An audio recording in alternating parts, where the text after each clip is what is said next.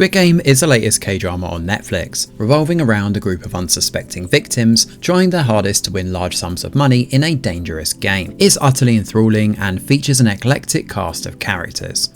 If you finish watching this one and are looking for alternate picks, we've combed through the archives and saved you the hassle with our top 10 picks that aren't spin-offs or set in the same universe.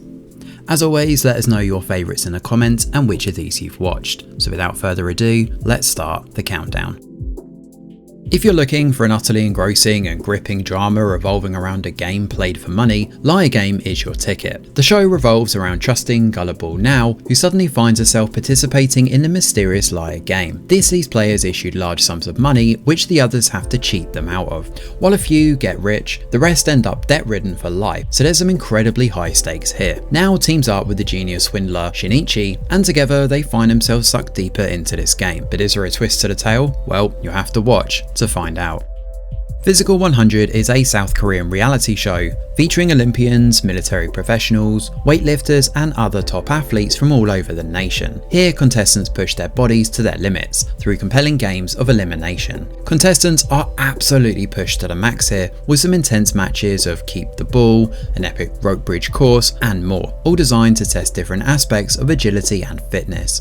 If you're looking for a show based on the physical aspects of Squid Game's, games, this Netflix original is well worth a watch.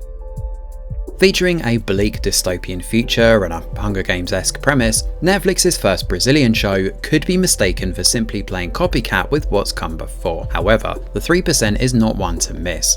With a conclusive 4-season arc, there's no danger of this one being left incomplete, and the blend of mystery and sci-fi elements are definitely worth watching. The story takes place in a bleak vision of Brazil in the future, with the world divided between those who have and those who have not. The 3% refer to the lucky few isolated away from the ravaged mainland and living in paradise. The rest of the people live in squalor though, fighting to survive. Every year, a competition begins to choose 2 lucky people to join those elite numbers, only they'll have to run the gauntlet first. With the rebel force operating in the shadows and lots of interesting ideas about class divides, 3% touches on some intriguing themes after a relatively tepid first season, making for quite an absorbing watch.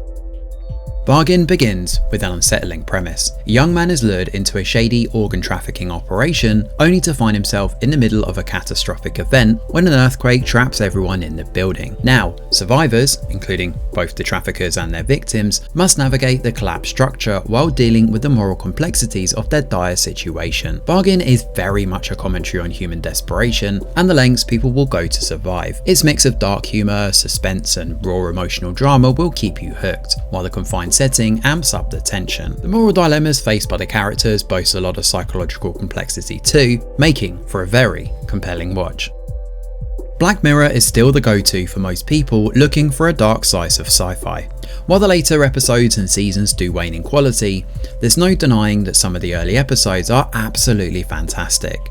In its simplest form, this dark cautionary tale about technology comes straight from the mind of Charlie Brooker. From VR games gone wrong to the bizarre satirical world of political personalities, Black Mirror remains one of the best modern day Twilight Zone replacements. With an uneasy dread clinging to a lot of the episodes and plenty of social commentary to boot, this one's a solid choice and one you should absolutely check out if you haven't already.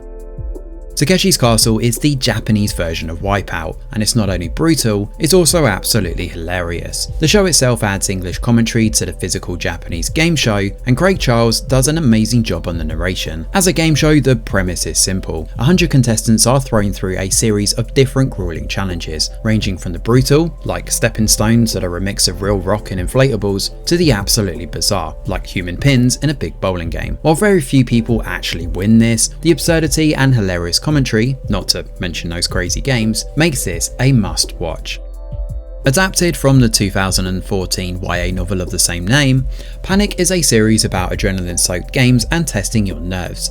In essence, this is Hunger Games, Fear Factor and Saw all rolled into one. Each year, all graduating seniors are eligible to enter a competition, and within that, there's only one winner. New judges and challenges come forward to keep things fresh, but the game is always mired in controversy.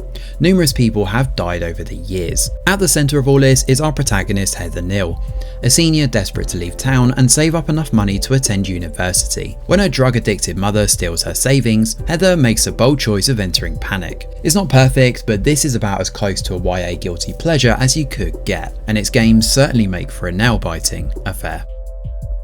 This intense K-drama follows 8 individuals who wake up in an isolated labyrinth facility with no memory of how they got there. Guided by cryptic messages and forced into a series of increasingly dangerous challenges, the group must outwit each other to survive. As alliances are forged and broken, the secrets of the facility, and the true reason they've been brought together, are slowly unraveled. The 8 show taps into the same dangerous tension and intrigue you'd expect from a series like this. The psychological interplay between the characters and the moral dilemmas they face will keep you glued to the screen. With its claustrophobic setting and high stakes throughout, this series captures the same life or death urgency to make for a seriously compelling watch. Kaiji is a down-on-his-luck gambler drowning in debt. When he's offered a chance to clear his financial woes by competing in a mysterious high-stakes game aboard a cruise ship, he quickly learns that losing could mean far more than financial ruin. Each game is a harrowing test of wits, willpower and strategy, with Kaiji's life hanging in the balance at every turn. Kaiji delivers a lot of nail-biting tension, with clever high-stakes games that will keep you guessing until the end. The psychological warfare and the way Kaiji constantly teeters on the edge of disaster makes for a gripping watch. Its exploration of greed, desperation and survival makes it incredibly Moorish, but with a uniquely anime twist that adds a layer of dramatic flair. Alice in Borderland feels like a colourful, vibrant patchwork of different shows and movies. There's elements of 28 Days Later, Sword Art Online, The Purge, Saw, and even live action anime here too, which is perhaps unsurprising given this is based on a manga sporting the same name. The premise is simple and revolves around a group of kids stuck inside a weird alternate reality world. Deadly games of life and death are played in exchange for playing cards, which are referred to as visas in this twisted dystopian world. The numbers on each card correspond to the number of days you have left to live. The more cards you collect, the more days you survive. With a possible game master pulling the strings, kids are killed off in quick succession for either expired visas or by dying inside the games. If you're after a show with premise of deadly games and high stakes, Alice in Borderland should definitely be on your watch list. So there we have it, our 10 TV show alternatives to watch when you finish Squid Game on Netflix. So what did you think of our picks? Do you agree?